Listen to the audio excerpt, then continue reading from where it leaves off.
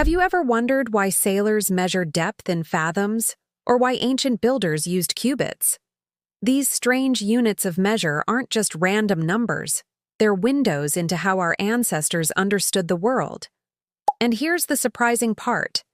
They reveal something profound about human nature itself.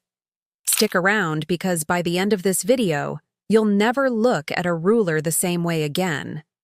Welcome to the Curious Route, where we explore the forgotten stories that shaped our modern world. Today, we're diving into the hidden history of measurements. And trust me, this is way more fascinating than anything you learned in math class. Let's start with something you've probably heard in pirate movies: the fathom. When Captain Jack Sparrow talks about the ocean being 20 fathoms deep, what does that actually mean? Well, a fathom is 6 feet, but the origin is what makes it brilliant.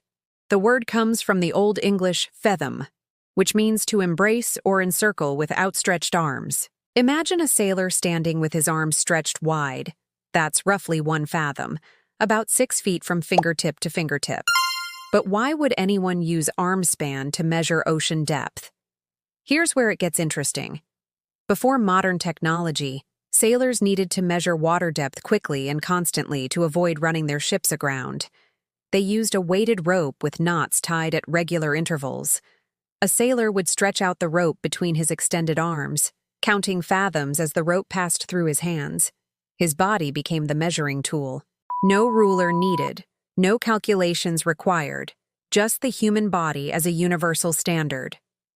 Now, you might be thinking, but wait, people have different arm spans. Exactly, and that's the genius of it. On a ship, the same person would typically be responsible for taking soundings, so the measurement stayed consistent where it mattered most. This wasn't a bug in the system, it was a feature.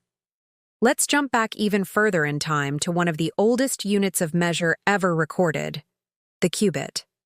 If you've read the Bible, you know Noah's Ark was 300 cubits long. The Egyptian pyramids were designed using cubits.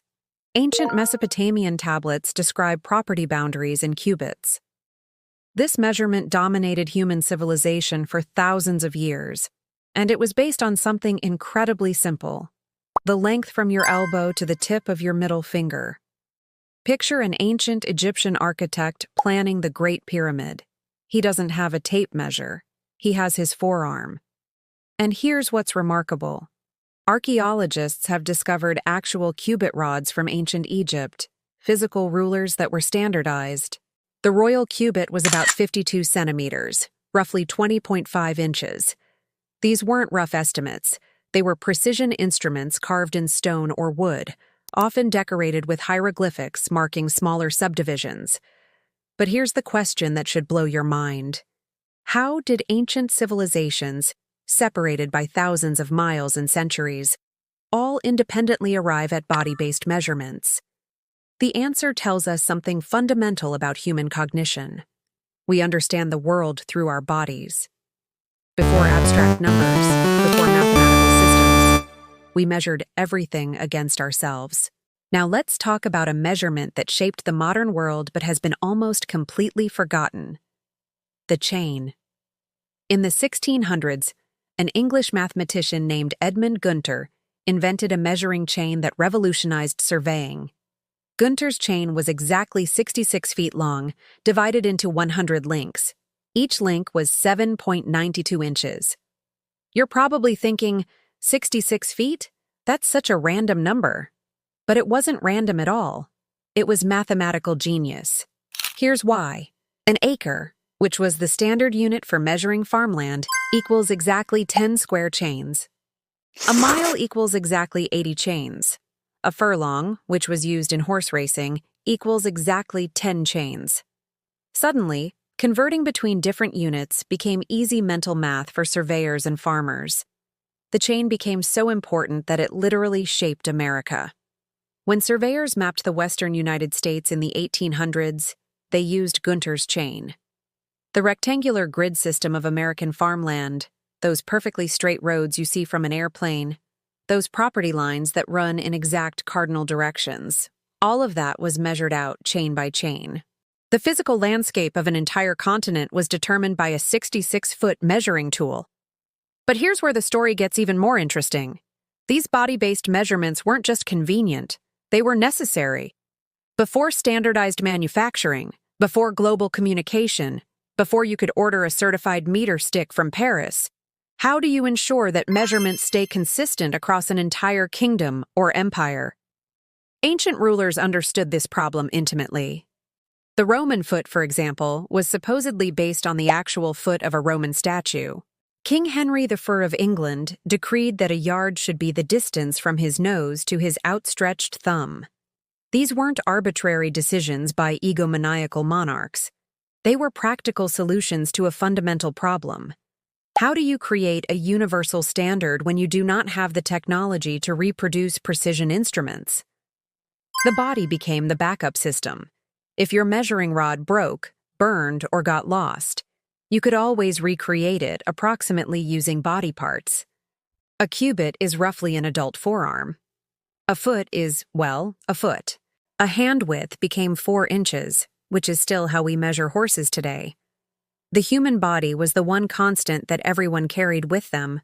But these traditional measurements had a fatal flaw that would eventually doom them. They varied. Not just between individuals, but between regions, between time periods, even between different trades in the same city. A merchant's foot might differ from a builder's foot. The London foot wasn't exactly the same as the Paris foot. This created chaos for international trade and scientific collaboration. By the 1700s, scientists were tearing their hair out. They were making groundbreaking discoveries, but they couldn't reliably reproduce each other's experiments because measurements weren't standardized. A thermometer in France might use a different scale than one in England. Weight measurements were a nightmare, with different regions using different pound standards. This led to one of the most ambitious projects in human history, creating a universal measurement system based not on the human body, but on the Earth itself. French scientists during the Revolution proposed the meter, defined as 1/10,000,000th of the distance from the North Pole to the equator through Paris. They actually sent expeditions to measure a portion of this arc. A 7-year journey fraught with danger, political upheaval, and technical challenges. The metric system was born from this effort, and slowly, painfully, it conquered the world.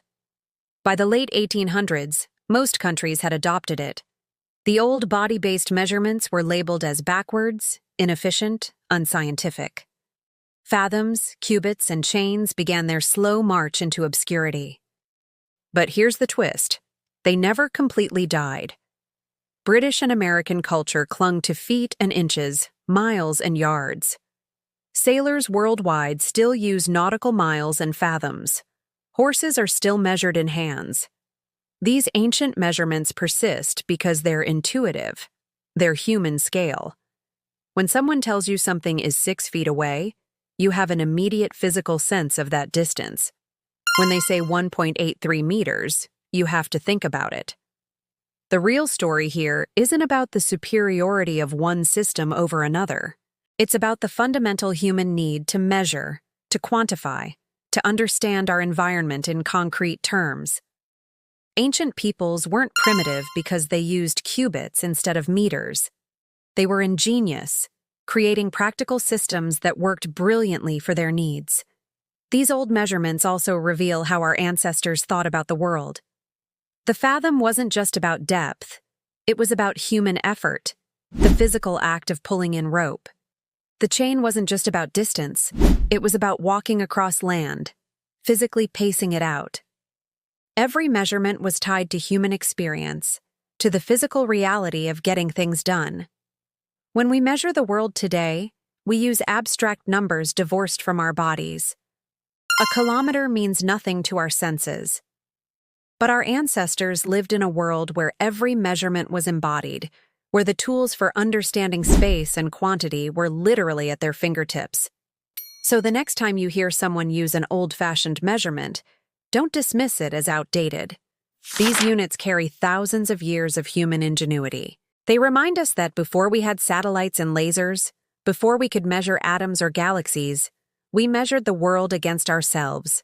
And in doing so, we placed humanity at the center of our understanding of the universe. The hidden history of measurements isn't just about numbers. It's about how we've always tried to make sense of an infinite world using the finite tools we were born with: our bodies, our minds, and our endless curiosity. Now I want to hear from you. What's your favorite old measurement unit? And do you think we've lost something by abandoning these body-based systems? Drop your thoughts in the comments below. And if you enjoyed this journey through the hidden history of how we measure our world, hit that subscribe button and ring the bell so you don't miss our next exploration into the fascinating stories behind everyday things. Thanks for watching The Curious Route, and I'll see you in the next video.